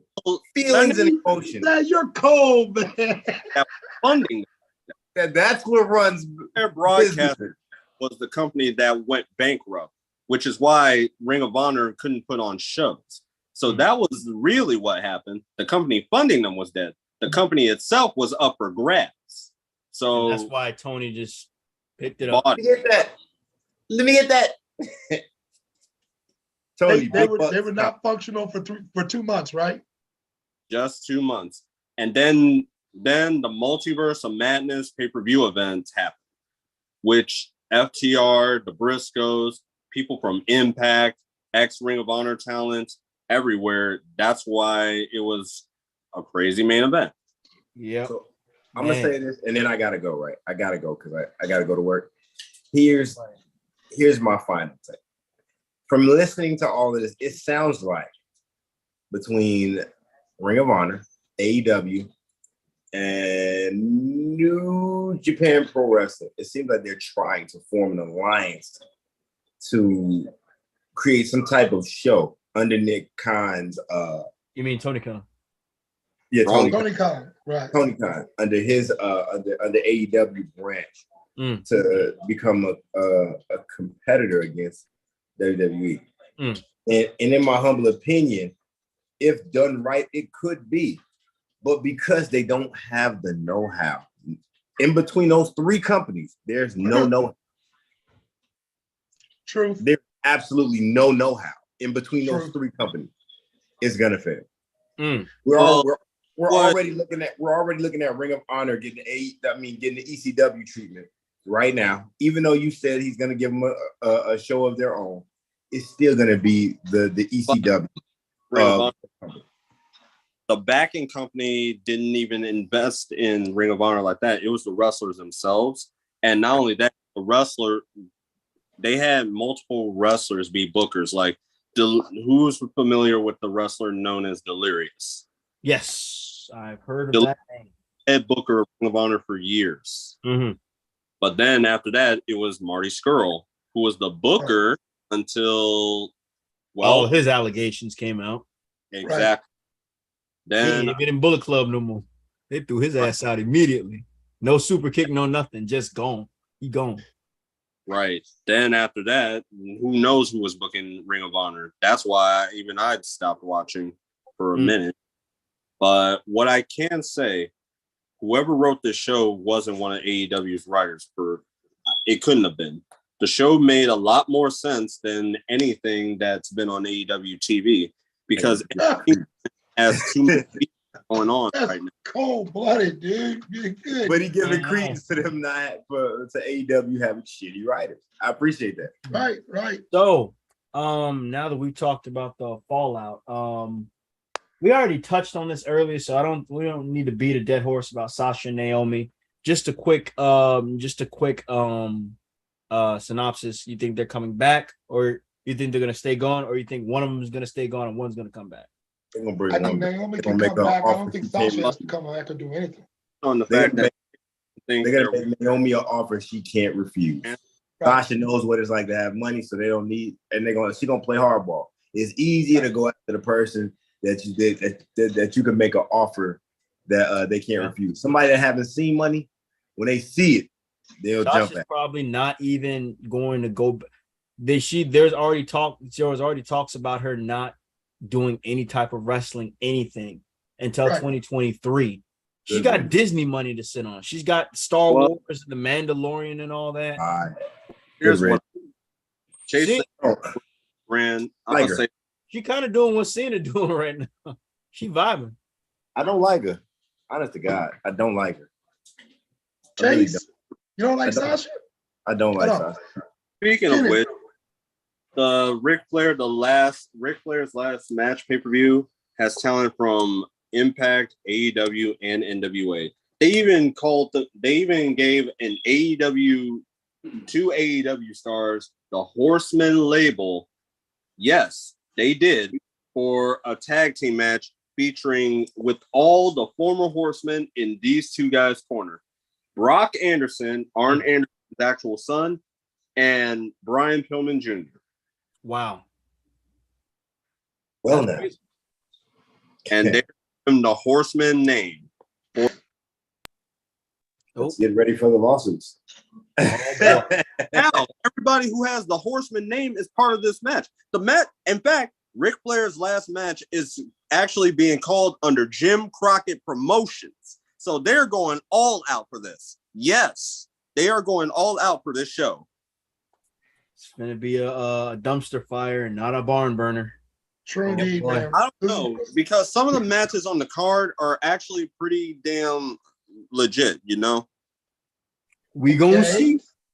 I mean, I don't think Rick or Jeff Jarrett are going to do that much wrestling on the card on their match break word because there's a reason why Andrade and Jay Lethal are both in this match. And if I see a woo-off in this match, it'll be worth the price of admission. Oh boy, the sports entertainment of it all. All right, we're going to go to our on the shelf injury report, which will be every 5 to 10 minutes. I know this is very long for our very first episode. I think this is a good time. I mean, if we got all these topics to talk about, we got to find a way to condense everything, though. You know, we're passionate. WWE injuries list. We're gonna do both WWE and AEW, and Impact and New Japan Pro. AEW, everybody. Shut up. It's funny you say WWE, everybody. At AEW Spike for the Fallen special. Nice. All right. Tim Danielson is off the shelf. Come on, guys. Come on. I gotta read this list. All right. For our on the shelf injury report, WWE injuries list from 2021 to 2022. Ilya Dragunov, NXT UK, undisclosed injury. Aaliyah, undisclosed injury. She came back. Broken nose. Broke her nose again? Yep. God dang. Ridge Holland, SmackDown, knee. Rhea Ripley, Raw, head and teeth injury. Oh, wow. She kneed herself in the face. Yeah, by accident. I remember that. Yeah. She seems to be recovering well, though. So she should be home soon. Cody Rhodes. Torn muscle. Is he back? Oh, here's the story behind that one. We don't have a timetable. All right. Okay. We don't have any timetables. We're just going through the injuries. All right. Randy Orton, Raw, undisclosed. Shelton Benjamin, Raw, undisclosed. Charlotte Flair, SmackDown. Fractured radius? That's a storyline injury. Man, put legitimate injuries on here, man. She just got this list. She literally just got married. Literally. I'm just like, wait, what? Fractured radius. I'm like, that don't even sound right. Io Shirai, NXT, leg injury. Rick Boogs, torn quad. SmackDown. That happened in Mania. Right, we saw that. Huh? That happened in Mania. We saw that. Yeah, we saw that. Yep. Big E, SmackDown, broken neck. He seems to be on the mend, but he said he's content with if he can't wrestle again, he's content with that. I mean, hey, health. I hear it. Odyssey Jones, NXT, ruptured patella tendon. Damn. Ooh, he needs to lose that weight. Yeah. Yeah. Oh, daughter of Dwayne The Rock Johnson, Simone Johnson, NXT, knee surgery. Promo like 2 weeks ago, so she might be returning very soon. We'll see. Right now, she's got a knee injury. Not on live, but not on live TV, but for NXT live event. Mm-hmm. And of course, we're ending with Bayley, SmackDown, undisclosed. We know it's a leg injury. She's been gone for over a year. She's gonna return at SummerSlam. I'm calling it now. Okay. We'll see. They need something. Who's match? Who's match? Who's match you think she'll return? More now. To screw Bianca over or to screw Becky over? Screw Bianca. Max, she coming back to SmackDown. SmackDown don't have anybody right now. She'll probably go after Liv. Yeah. All right. AEW injuries list. Here we go. Everybody. Chris Jericho, broken nose. Yeah. Santana, ACL injury. Mm-hmm. Adam Cole, concussion. Kyle O'Reilly, undisclosed. Matt Hardy, knee injury. Red Velvet, undisclosed. Scorpio Sky, knee injury. CM Punk, broken foot. Bryan Danielson, concussion. Returning Wednesday. Huh? He's returning Wednesday. He got a match against Daniel Garcia. That's right. Week. Daniel Bryan is returning, so we got to disqualify him. Thank you for that. Jeff Hardy. I'm skipping over his. Skipping over his for multiple reasons. Whoa, the jokes. Big time, dude. Big I ain't time. even mean for that to be funny, bro. I'm tired. It's real. I'm sick and tired of that, man. I'm going to hell, man. I already got a corner office in hell, man. Wow. Wait. Sting is fine, right? Yeah. Yeah. Oh, so skip Sting. Hikaru He was on TV this week. Yep. Hikaru Shida, undisclosed. Lee Johnson, shoulder injury. Leela Hirsch, torn ACL. I actually saw when that happened. Yikes. Damn. Darius Martin, leg injury. Again. Everybody. Like, keep going. Jake Atlas, knee injury, and he got fired. Why is he on the list? Yeah, I'm gonna go to a different person. Penelope Ford. Penelope Ford. She got hurt in that no holds barred match with the Bunny that was against Ty Conti and Anna Jay. Yep. All right. Unknown. Matt Sydal, dislocated knee. He's wrestling this Wednesday too. Oh, so he's back up. Okay. Matt Sydal. Sydal, yeah. Yeah, he wrestling this Wednesday too. What about Kip Sabian? Kip Sabian just wrestled in the UK last week. All right, so he underwent successful surgery. Okay. I'm just making sure these are accurate. How do you know this, Kenneth? Hey, he's the encyclopedia of wrestling. You tap in, man. He's a wrestler. He's tapped in. Dude, I'm about to say, good grief, dude. You're getting kites? What in the world? Man? And that's why I'm glad he's here, because I can read this. He can tell me whether it's accurate or not. And of course, we know Kenny Omega, multiple injuries. Car crash. This man wrestled Vertigo for years, so he's never gave his body time to rest. Vertigo is so serious, y'all. Vertigo is miserable. That is misery on top of misery. Like, just imagine getting off. Remember the spinny cups at Great America? Yep. Imagine getting off that and sitting in your room is like that all day long. Man, that's tough. Like, to the point where you just want to sleep. I just want to sleep. Even when you lay down, the room is still spinning.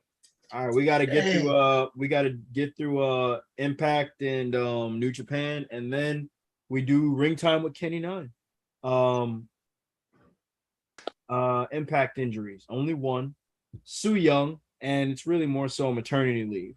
Matt Cardona. Oh, why didn't they throw? Yeah, I'm gonna make sure it's 100% accurate this time. What injury did Zack Ryder get? Matt Cardona has a torn Achilles or some form of leg injury that he couldn't even make. Yeah, I feel that one. New Japan injuries. Gabriel Kidd, undisclosed. Yeah, I couldn't tell you about that one. Clark Connors just got added to the list. And Kota Ibushi, dislocated shoulder. Yep, Tomohiro Ishii is also part of the list. That's why he didn't make the Forbidden Door trip. On Pitbull's down? Yeah. Wow. Alrighty, so now we are going to do a screen recording because this is the final part of the show that we dedicate to the wrestler of our podcast, Kenny Nine.